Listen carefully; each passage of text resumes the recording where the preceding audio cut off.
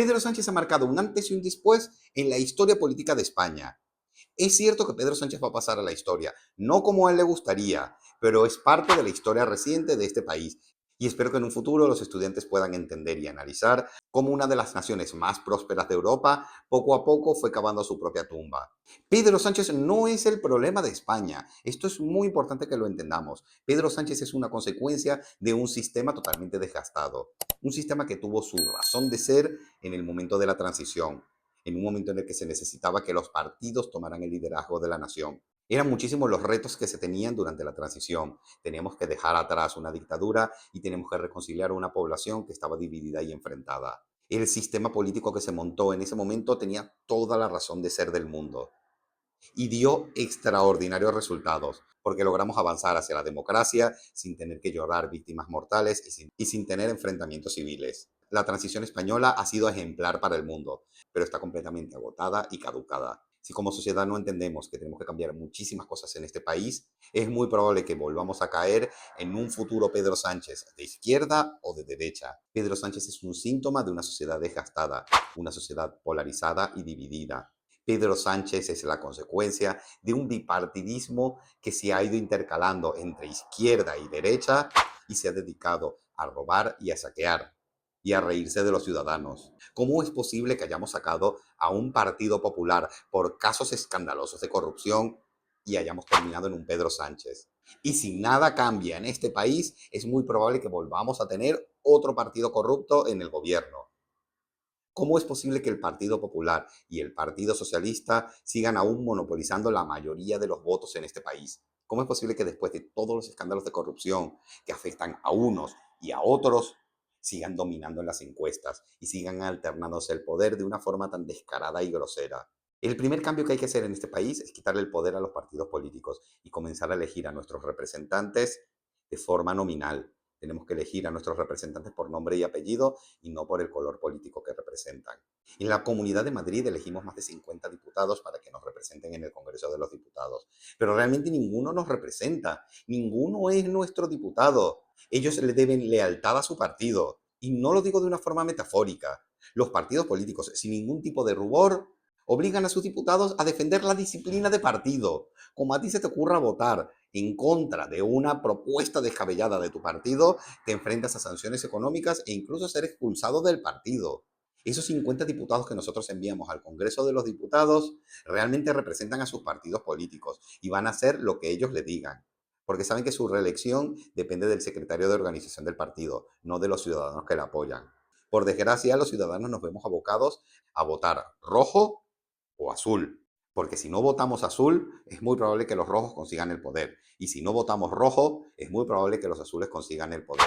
¿No crees que es momento ya de dejar el fanatismo político y comenzar a votar un poco con cabeza? Para poder hacer eso necesitamos que se hagan cambios profundos en el sistema electoral, cosa que ninguno de los dos partidos mayoritarios está dispuesto a hacer. Ya los vemos de lo más encompinchados, votando en conjunto en la Unión Europea.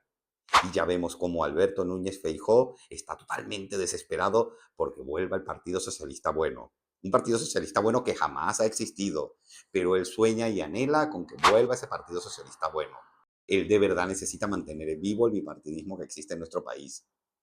Y mientras tanto los ciudadanos somos cada vez más pobres y cada vez tenemos menos esperanza. Como sociedad tenemos que exigirle a nuestros políticos que hagan cambios profundos en el sistema de gobierno. Deberíamos plantearnos como sociedad hacer una nueva constitución que se adapte a los tiempos que estamos viviendo. Deberíamos cambiar el sistema electoral para poder elegir a nuestros representantes con nombre y apellido. Ahora mismo tenemos un serio problema. Un partido político que logre ganar con mayoría absoluta en el Congreso de los Diputados se va a ser dueño del poder ejecutivo y del poder legislativo. Y teniendo a tu favor el poder legislativo y el poder ejecutivo, ¿qué te hace pensar que no se va a adueñar del poder judicial y demás protagonistas de nuestra sociedad? Ya hemos visto cómo Pedro Sánchez poco a poco fue colonizando casi todas las instituciones que pudo. Se le resiste de momento el poder judicial, pero es cuestión de tiempo, si no hacemos algo, de que también lo colonice.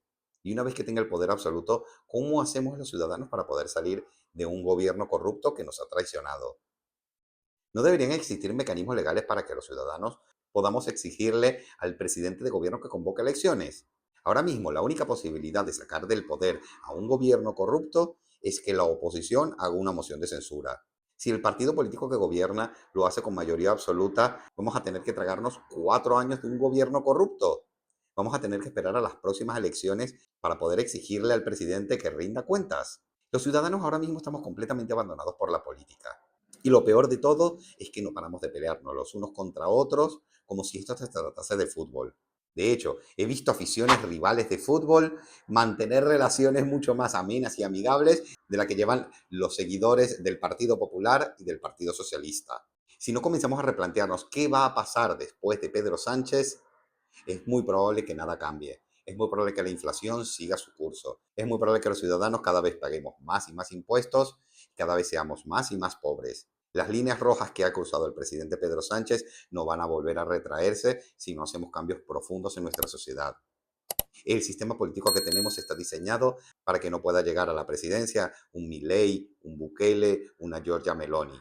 Por desgracia, los españoles nos vamos a tener que conformar eternamente porque nos robe el PSOE o porque nos robe el Partido Popular.